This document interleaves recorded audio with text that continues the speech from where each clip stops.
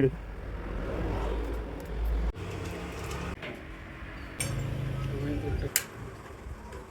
हमारा पंखा चलते चलते बंद हो गया। तो अभी अगर आपके घर पे भी ऐसी प्रॉब्लम्स होती है तो कैसे आप उसको रिजॉल्व कर सकते हैं और कैसे आप चेक कर सकते हैं फ़ैन के अंदर ख़राब क्या हुआ है। क्योंकि बहुत सारे लोग क्या होता है कि होगा कुछ ख़राब और जैसे आप दिखाने जाओगे तो आपके साथ बताएगा कुछ और आपसे अच्छा खासा पैसा चार्ज कर सकता है। तो इसके लिए आप कैसे प्रिपेयर्ड रह सकते हैं इन सब चीज़ों के लिए। तो सबसे पहले आपको क्या करना है, जैसे हमने फ़ैन को खोल लिया, खोलने के बाद ये जो हमारे दोनों वायर्स होते हैं ये हमारे इनपुट वायर हैं, एक पॉजिटिव है दूसरा नेगेटिव है, जो फ़ैन को चलाने के लिए जो सप्लाईज आती है। तो यहाँ पे हमने इसको ओपन किया, मेन जो होता है ये कनेक्शन यहाँ पे होते हैं। जैसे कि हमने ये ओपन किया तो आप देख रहे हो कि ये जो है ये वाले दो कनेक्शन जो है एक पॉजिटिव का है दूसरा नेगेटिव का है। एक तरह से कहें कि एक लाइन का है दूसरा न्यूट्रन का है, और उसके दूसरे साइड पर यहाँ पे 3 टर्मिनल दिख रहे हैं जहाँ पे कनेक्शन है।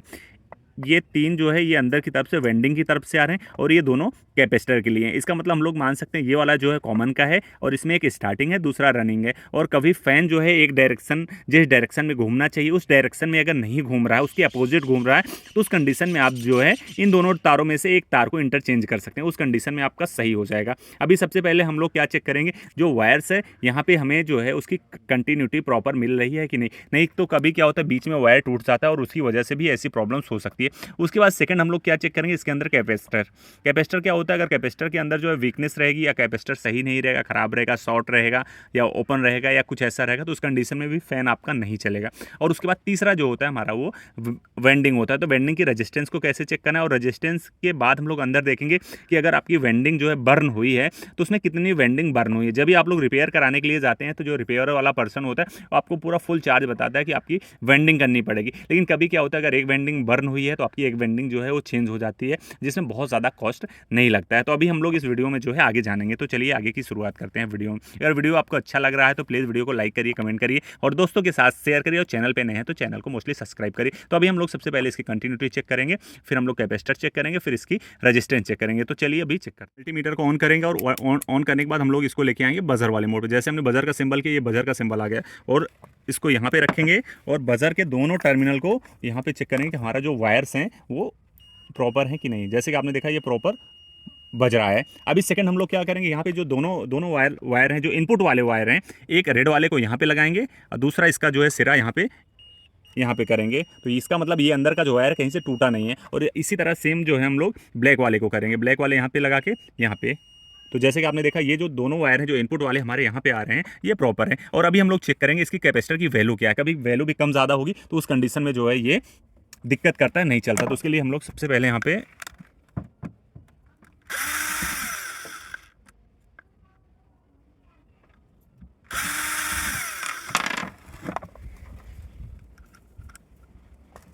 इससे भी आप ऐसा ओपन कर सकते हैं, और आपके पास टेस्टर है तो टेस्टर की मदद से भी ओपन कर सकते हैं। जैसे कि हमने इसको ओपन किया तो ये दोनों वायर्स हैं कैपेसिटर के, यहाँ पे कैपेसिटर का और ये वाले, ये दोनों हमारे जो हैं अभी ये निकल चुके हैं। तो अभी दोनों को हम लोग चेक करने के लिए यहाँ से निकाल के इस तरह से इसको ओपन कर लेंगे।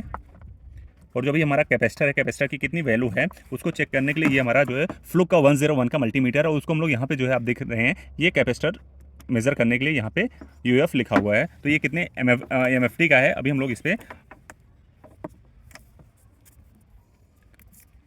दोनों टर्मिनल को यहाँ पे ऐसे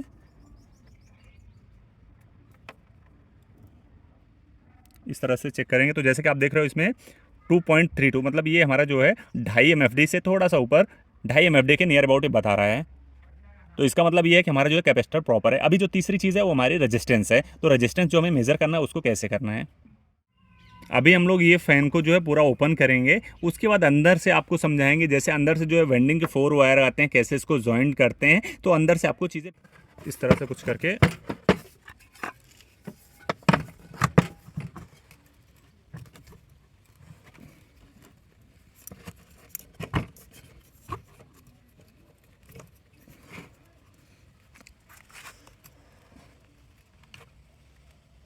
वायर को बचाना है, वायर कटने ना पाए।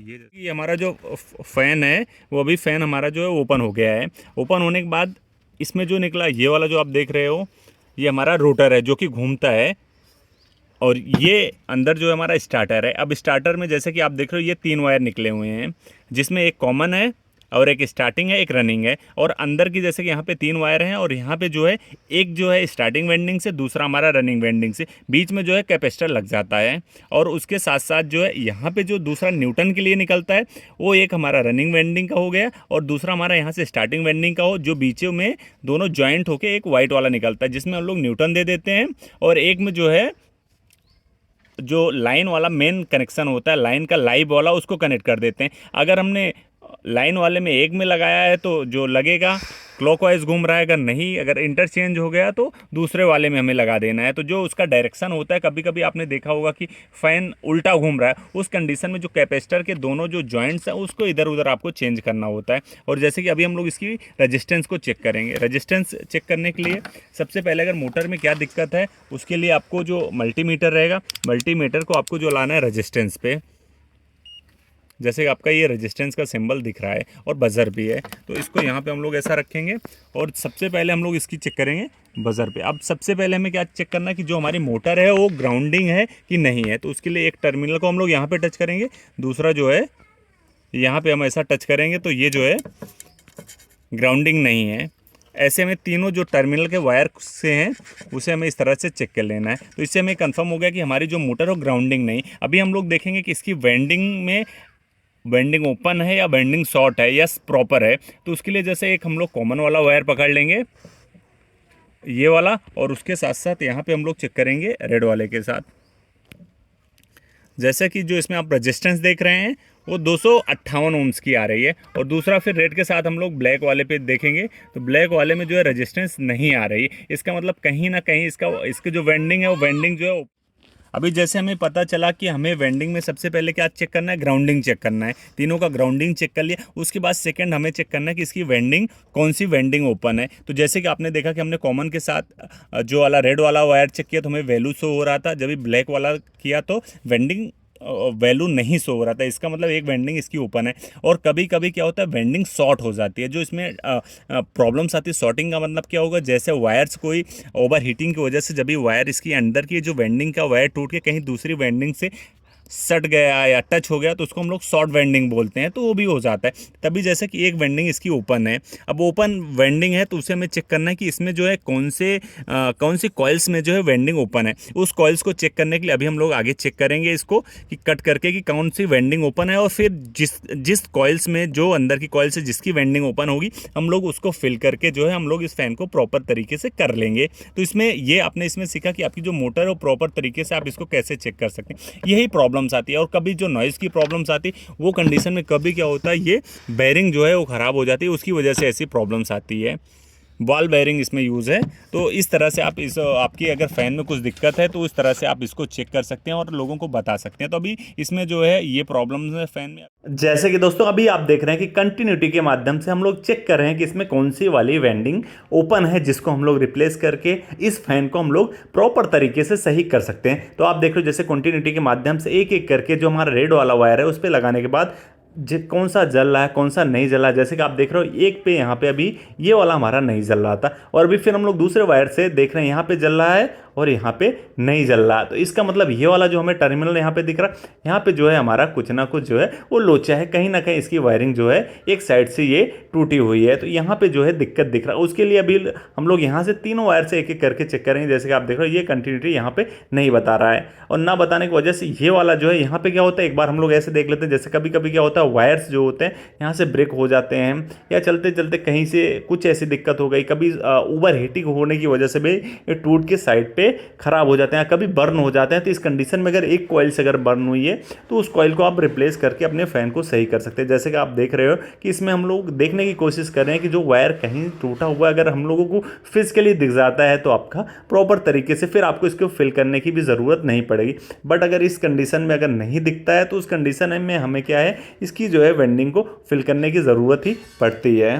तो अभी जैसे कि आप देख रहे हो एक बार हम लोग इसको चारों तरफ से ऐसे चेक कर रहे हैं कि कहीं इसके अंदर वायर हो हमें वो टूटा हुआ वो वायर जो एक है तो बहुत पतला सा वायर लेकिन उसने सारी प्रॉब्लम को क्रिएट करके रखा है। तो उसी टूटे से वायर को ढूंढने के लिए हम लोग इसमें जद्दोजहद कर रहे हैं और जैसे ही वायर मिलेगा हम लोग उसको जैसे सोल्डिंग कर देंगे तो हमारी प्रॉब्लम रिजॉल्व हो जाएगी। और अगर फिर भी वो टूटा हुआ वायर अगर हमें नहीं मिला तब फिर हम लोग इसको रिपेयर करेंगे। और जैसे कि अभी आप देखो एक बार फिर से हम लोग क्रॉस इसकी चेकिंग की कोशिश कर रहे हैं कि कंटिन्यूटी के माध्यम से कि कौन सा वाला जो वायर है अगर कहीं इधर उधर करते समय कहीं से टूटा, अगर वो टच हो जाता है, कंटिन्यूटी बताने लगता है, तो उस कंडीशन में भी हमारी प्रॉब्लम जो है वो रिजॉल्व हो जाती है। बट ये रिजॉल्व होने का नाम नहीं ले रहा है। तो लास्ट इसका जो ऑप्शन हमारे पास अभी बचा हुआ है उसमें इस वेंडिंग को हम लोग इस तरह से, जैसे कि आप देख रहे हैं, इस वाली वेंडिंग को हमने कर दिया कट, क्योंकि हमने बहुत ढूंढने के बाद भी ये वायर हमें मिला नहीं, टूटा हुआ वायर। तो इसके लिए यहाँ पे हमने इस वायर को पूरा कट करके एक कॉइल्स का वायर निकाल दिया, और जो दोनों टर्मिनल का सिंगल वायर है हमने इस तरह से जंपर की तरह से इसको साइड से ऐसे कट करके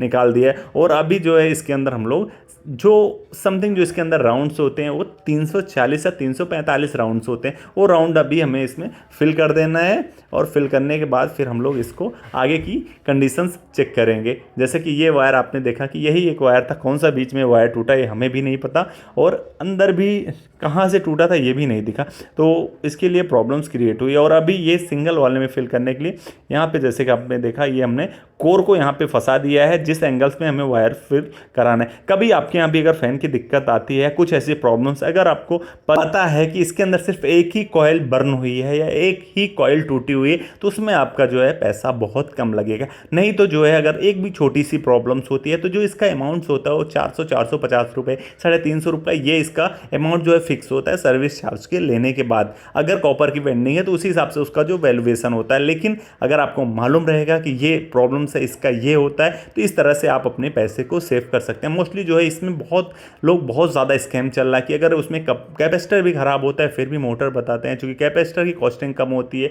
मोटर की कॉस्टिंग ज़्यादा आती है। तो इस चीज़ की अगर थोड़ी सी भी आपको इन्फॉर्मेशन रहेगी तो आप अपने पैसे को बचा सकते हैं। जैसे कि आपने देखा अभी इसके अंदर जो है जितनी कॉइल्स राउंडिंग की थी वो कॉइल्स 2 मिनट के अंदर ही वो भीतर जो है इसके अंदर फिल हो चुकी है। अभी हम लोग इसको निकाल लेंगे और जो बीच का वायर का जो जंपर टूटा हुआ है उसको अच्छी तरह से जोड़ेंगे, और जोड़ने के बाद जो है फिर हम लोग देखेंगे कि हमारी कंटिन्यूटी अभी प्रॉपर बता रही है कि नहीं। जैसे कि आपने देखा जो यहाँ पे जो वायर्स जो ब्रेक हुआ था इसके लिए हमने पहले इसको कट किया, कट करने के बाद फिर फिल कर दिया, फिल करने के बाद जो है अभी हम लोग यहाँ पे जो है इसके अंदर इंसुलेशन वाली जो प्लास्टिक की इंसुलेशन होता है उसको लगा देना, क्योंकि कोर से टच नहीं होना चाहिए। कोर से टच होगा तो धीरे धीरे वो ग्राउंडिंग भी हो सकता है। तो इस कंडीशन में हमें जब भी ये कराना है वो भी चीज़ों को ध्यान रखना है कि इसके अंदर ऐसे ग्राउंडिंग की प्रॉब्लम्स ना हो। और जब ये कंप्लीट हो जाएगा, जैसे कि आपने देखा कि इसमें मेन प्रॉब्लम क्या थी वो आपने देखा, किस तरह से चेक करना है वो आपने देखा, और इसको कैसे रिपेयर करना है ये देखा। और तीसरी चीज़ का आपको सबसे मोस्ट इंपॉर्टेंट है कि आप कैसे समझ सकते हैं कि आपके फ़ैन में क्या चीज़ ख़राब है। फ़ैन का कैपेसिटर ख़राब है, या वेंडिंग वीक है, या नॉइजी है, या ओपन है, या ग्राउंडिंग है, या शॉर्ट है। ये सारी चीज़ें आप इस तरह से आप चेक कर सकते हैं। अगर आपके पास मल्टीमीटर नहीं है तो आप उसको ये आप कॉन्टिन्यूटी वाले मीटर के साथ चेक कर सकते हैं। बहुत सस्ता कॉन्टिन्यूटर 20 रुपये, 22 रुपये, 25 रुपये का कॉन्टिन्यूटी मीटर आता है, उससे आप टेस्ट कर सकते हैं। और उससे एक ही मोटर नहीं, मैक्सिमम जितनी मोटर आती हैं वो भी आप चेक कर सकते हैं। और जैसे कि आपने देखा ये 2 वायर थे जो कि एक साइड से एक कॉइल से दूसरे वाले से दूसरे कॉइल से निकले थे। तो अभी जंपर की मदद से यहाँ पर इसको हमें जो है जोड़ देना है। जोड़ने के बाद फिर जो है ये दोनों जो है, क्योंकि इसको इस तरह से हम लोग बर्न किया जाता है, क्योंकि इसके अंदर जो है इंसुलेशन लगा रहता है। तो कभी आपने वायर देखा हुआ, वायर के ऊपर जो इंसुलेशन चढ़ा रहता है उस इंसुलेशन को जलाने से वो इंसुलेशन हट जाता है। और हटने के बाद अभी जैसा ये आप देख रहे हो एक जंपर यहाँ पे हमारा लग गया, दूसरा जो जंपर है वो दूसरी वाली साइड पर लग चुका है। और इस तरह से अभी एक छोटे से काम से नहीं तो क्या होता है आपके ये फ़ैन में ये पूरी वेंडिंग फिल करनी पड़ती है, और आपसे जो चार्ज करते हैं पूरी वेंडिंग फिल करने का चार्ज करते हैं। बट अगर एक आपकी कॉइल बर्न हुई है तो एक कॉइल का ही चार्ज आप देके अपने फ़ैन को प्रॉपर तरीके से रिपेयर करवा सकते हैं। और मैक्सिमम जो होता है वो आपकी 1 या 2 कॉइल ही बर्न होती है, कभी आपका जो है फ़ैन की पूरी वेंडिंग बर्न नहीं होती है। कभी होगी तो सिर्फ स्टार्टिंग होती है या कभी रनिंग होती है। जैसे कि अभी ये कंप्लीट हो गया, आप देख रहे हैं कि अभी कॉन्टिन्यूटी के माध्यम से ये वाली कॉन्टिन्यूटी हो गई, और दूसरा जो है हमारा ये वाली क्वांटिटी अभी प्रॉपर बता रही है। और पहले कि आपने देखा था कि एक में क्वांटिटी नहीं बता रही थी। जैसे कि आपने देखा ये फ़ैन जो है हमारा अभी प्रॉपर तरीके से बन चुका है, इसके अंदर की कॉइल्स जो है वो प्रॉपर हो चुकी है। और अभी हम लोग इसको कर लेंगे टेस्टिंग। जैसे कि आप देख रहे हो यहाँ पे कैपेसिटर की मदद से। अगर आपको वीडियो अच्छा लगा तो प्लीज़ लाइक करिए, कमेंट करिए, दोस्तों के साथ शेयर करिए। चैनल पे नए हैं तो मोस्टली सब्सक्राइब करिए।